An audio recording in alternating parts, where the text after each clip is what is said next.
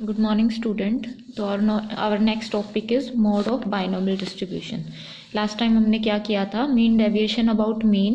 उसके बाद हम कर रहे हैं मोड ऑफ बाइनोमियल डिस्ट्रीब्यूशन. तो मोड ऑफ बाइनोमियल डिस्ट्रीब्यूशन हम कैसे निकालते हैं, हम PMF की रेशियो ले लेंगे, PX अपॉन PX माइनस 1. अब हमें पता है बाइनोमियल डिस्ट्रीब्यूशन का PMF क्या होता है, PX equal to NCX P raise to the power x Q raise to the power n minus x. तो इसकी क्या ले लेंगे, रेशियो ले लेंगे, NCX P raise to the power x Q raise to the power n minus x divide by क्या हो जाएगा, NCX minus 1 P raise to the power x minus 1 Q raise to the power n minus x plus 1. जहाँ पे x था वहाँ क्या आ गया, x minus 1 आ गया. अब इसको हम कर ले ओपन. इसको ओपन करेंगे तो ये क्या होगा, n factorial x factorial upon n minus x factorial, और यहाँ पे px q raise to the power n minus x divide by क्या हो जाएगा, n factorial upon x minus 1 factorial, और जब इसको करेंगे तो ये रहेगा n minus x plus 1 factorial. ठीक है, यही रहेगा. अब इसके बाद यहाँ पे p की पावर x माइनस 1 और q की power n minus x plus 1. अब यहाँ से जो कैंसिल हो रहा है उसको कैंसिल कर देंगे. ठीक है, तो यहाँ पे हमारे पास देखो ये n से n कैंसिल हो जाएगा. ठीक है, अब x फैक्टोरियल है तो इसको कहाँ तक एक्सपेंड कर देंगे, x to x minus 1 factorial तक. ठीक है, तो ये x माइनस 1 फैक्टोरियल हो गया. अब इसके बाद यहाँ से अगर हम इसका एक्सपेंशन करें तो क्या रहेगा, n माइनस x प्लस 1 और n माइनस x फैक्टोरियल, यही रहेगा. तो ये किसको कैंसिल आउट कर देगा, इसको कर देगा. अब यहाँ से p की पावर x है, यहाँ p की पावर x माइनस 1 है, तो ये कैंसिल हो जाएगी. एक पावर बचेगी जो ऊपर जाके क्या हो जाएगी, पॉजिटिव हो जाएगी. यहाँ से भी q की एक पावर बचेगी, तो हमारे पास जो टर्म बचेगी वो हो गई हमारी p की जो टर्म हमारे पास बची वो हो गई n minus x plus 1 p नीचे आ गया ना, डिवाइड बाई एक्स क्यू. ये टर्म हमारे पास बचती है. ठीक है, अब ये कौन सी, ये किसकी रेशियो आ गई, PX अपॉन PX माइनस 1 की. ये टर्म बच गई. अब इस टर्म में ये क्या कह रहा है कि इस टर्म में हम क्या करेंगे, x प्लस क्यू को ऐड कर देंगे और x क्यू को ऐड करेंगे और x क्यू को ही क्या करेंगे, सब्ट्रैक्ट करेंगे. जब इन दोनों को ऐड और सब्ट्रैक्ट करने के बाद हमारे पास क्या वैल्यू बचेगी, हमारे पास आएगी सिंप्लीफाई करने के बाद 1 plus n plus 1 p minus x upon x Q.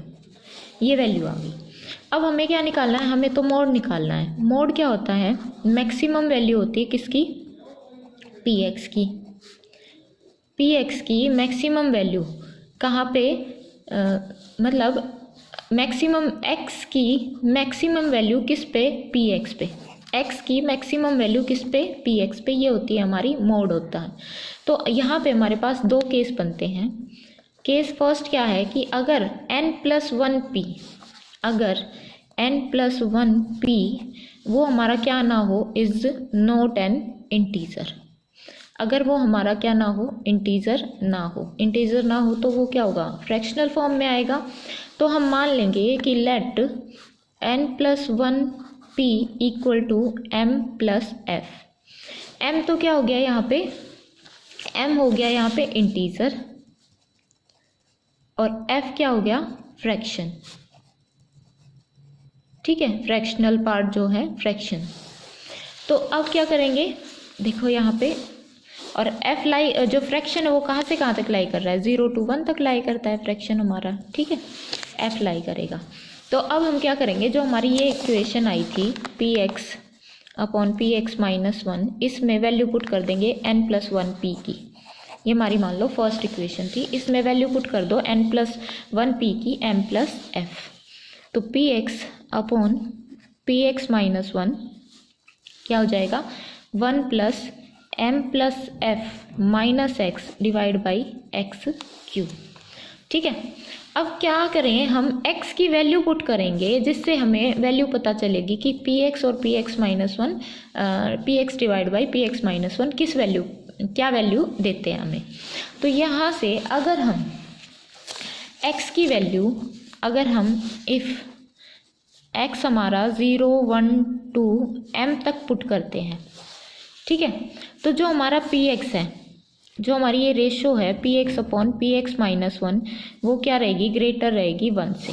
कैसे, देखो अगर यहाँ 0 पुट करेंगे तो m प्लस एफ 0 मतलब 1 समथिंग कुछ है ना हमारे पास, कुछ तो ऐड हो रहा है। फिर 1 अगर यहाँ पे 1 पुट करेंगे तो भी मतलब 1 प्लस समथिंग हमारे पास कुछ है, तो ये ग्रेटर देन 1 ही रहेगी, है ना। m भी पुट करते हैं तो f अपॉन एम क्यू रहेगा। m अगर हम लास्ट m पुट करेंगे तो 1 plus f upon M Q, ये वैल्यू हमारे पास बचती है, मतलब कुछ ना कुछ ऐड हो रहा है, मतलब 1 से क्या है, ये ग्रेटर है। तो हमारे पास वैल्यू आई कि अगर हम x 0 टू m तक पुट करते हैं तो ये जो हमारी रेशियो है ये क्या रहेगी, ग्रेटर देन 1 रहेगी। और इफ़ अगर हम x पुट करें m से आगे, m plus 1 to m plus 1 m plus 2 up to so on, कहीं तक भी पुट करते हैं तो हमारी जो रेशियो आती है px अपॉन px माइनस 1, वो क्या आएगी, लेस देन 1 आएगी। अगर देखो x की वैल्यू हम m प्लस 1 पुट कर देते हैं यहाँ पे, तो m से m कैंसिल हो जाएगा और f और समथिंग, मतलब ये क्या आएगी, जब m की फिर से हम कोई वैल्यू पुट करेंगे तो वो क्या आएगी, लेस देन 1 आएगी। जब हम x की value m plus 1 to n तक पुट करते हैं तो क्या आती है हमारी, लेस देन 1 आती है, ठीक है। अब इसमें क्या करेंगे हम, यहाँ से वैल्यू पुट करते जाओ, इसमें वैल्यू पुट करो। x की अगर 0 पुट करते हैं, इसमें x 0 है तो p 0 और p क्या बचेगा, x 0 पुट करेंगे p माइनस 1 ग्रेटर देन 1। फिर अगर 1 पुट करते हैं तो क्या रहेगा, p1 अपॉन p0, तो माइनस 1 तो हम कंसीडर ही नहीं करेंगे, ठीक है। तो हम ये वाली टर्म कंसीडर करके चल रहे हैं। तो यहाँ से हमें क्या मिला, दिस इम्प्लाइज जो p1 है वो ग्रेटर है किससे, p0 से। अब अगर हम x2 पुट करते हैं तो क्या रहेगा, p2 अपॉन p1, और वो क्या रहेगा, ग्रेटर देन 1। दिस इम्प्लाइज कि p2 है वो ग्रेटर आ रहा है किससे, p1 से। तो इस पैटर्न में हमें पता चल रहा है, अगर हम m तक पुट करते हैं तो pm अपॉन क्या रहेगा, pm माइनस 1, और वो greater than 1। This implies pm greater है किससे, pm माइनस 1 से। तो हमें क्या पता चल रहा है कि जैसे p0 है वो लेस देन p1 है, p1 लेस देन p2 है, pm minus 1 less than pm है। तो एक पैटर्न बन गया कि p0 less than p1 less then p2 less than कहाँ तक, pm माइनस 1 तक, और pm माइनस 1 लेस है किससे, pm से, ठीक है। इस टर्म से जब हमने m तक पुट की तो हमारे पास ये पैटर्न बन गया, ठीक है। अब अगर हम m प्लस 1 पुट करते हैं, इस वाली में m प्लस 1 पुट करेंगे तो ये क्या रहेगा, pm प्लस 1 अपॉन pm, वो क्या रहेगा, लेस देन 1। तो this implies pm plus 1 less रहेगा किससे, pm से, मतलब कि pm है वो ग्रेटर हो गया हमारा किससे, pm प्लस 1 से। फिर अगर हम नेक्स्ट पुट करते हैं, अब यहाँ से pm हमारा क्या आ गया, इस टर्म से ग्रेटर आ गया pm प्लस 1 से। इसको हम ऐड करते इसके साथ ही लगाते चलेंगे, ठीक है, ये सीरीज बन जाएगी हमारी। फिर उसके बाद pm प्लस 2 पुट करेंगे तो नीचे क्या बचेगा, pm प्लस 1, है ना, less than 1। This implies pm plus 1 वो किससे ग्रेटर आएगा, pm प्लस 1 ग्रेटर आ गया किससे, pm प्लस 2 से। तो यहाँ से ये किससे ग्रेटर आया, pm प्लस 2 से। ऐसे ही अप टू हमें कहाँ तक पुट करना है, n तक। तो pn upon pn minus 1 less than 1। This implies pn minus 1 greater रहेगा किससे, pn से। तो लास्ट टर्म हमारी क्या आएगी, ग्रेटर देन pn, ठीक है।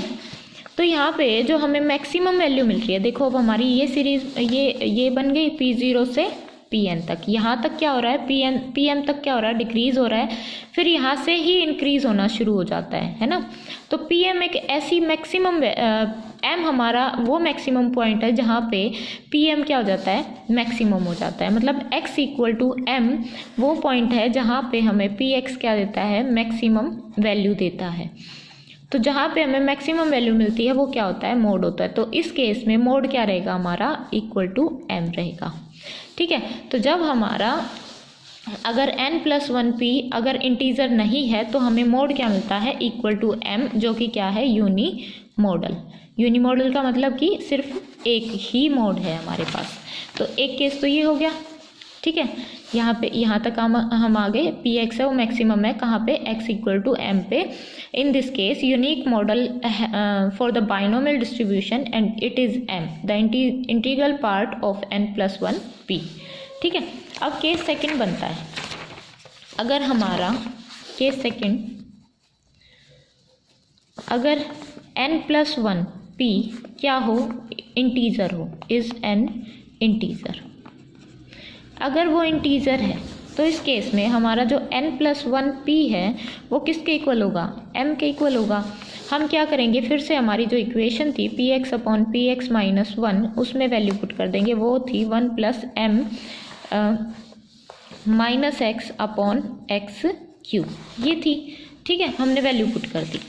अब इसमें अगर हम x की वैल्यू 1 2 अप टू m-1 तक पुट करते हैं, 1 2 अप टू m-1 तक पुट करते हैं, तो जो हमारा px है, अब अगर हम जैसे लास्ट देखो, अगर m-1 पुट करेंगे तो 1 + m-m+1 अपॉन क्या रह जाएगा, m-1³ ये कैंसिल आउट हो गया। अब इसको करेंगे तो ये लेस देन 1 आएगा। इसमें कुछ भी वैल्यू पुट करो आप, q की, m की, तो ये लेस देन 1 रहेगा जब आपको इसमें कुछ भी वैल्यू पुट करोगे तो ये बोल रहा है कि यहाँ तक हमारे जो वैल्यू ग्रेटर देन 1 आएगा, क्योंकि ये क्या है, कुछ ऐड हो रहा है ना, इसमें ऐड हो रहा है, तो इसलिए ये क्या रहेगी, ग्रेटर देन 1।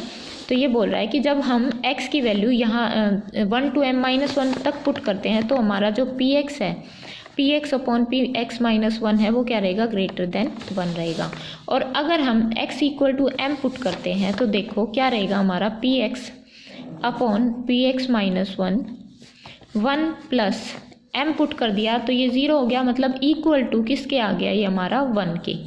ठीक है, इक्वल टू किसके आया, 1 के। अगर हम x equal to m put करेंगे तो ये हमारा इक्वल हो जाएगा 1 के। अगर x from 1 to m-1 put करते हैं तो ग्रेटर देन 1 हो जाता है।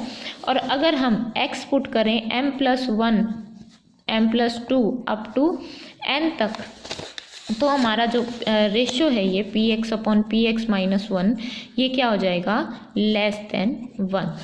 ठीक है, इस केस में क्या हो जाएगा, लेस देन 1। तो इसी तरीके से जैसे हमने पहले वाले में वैल्यू पुट की थी, अगर हम वैल्यू पुट करते चलें, जैसे अगर हम x इक्वल टू 1 पुट करते हैं तो 1 पुट करेंगे तो क्या रहेगा, px/p0 greater than 1। This implies 1 put किया था ना, p1/p0, this implies p1 greater than p0।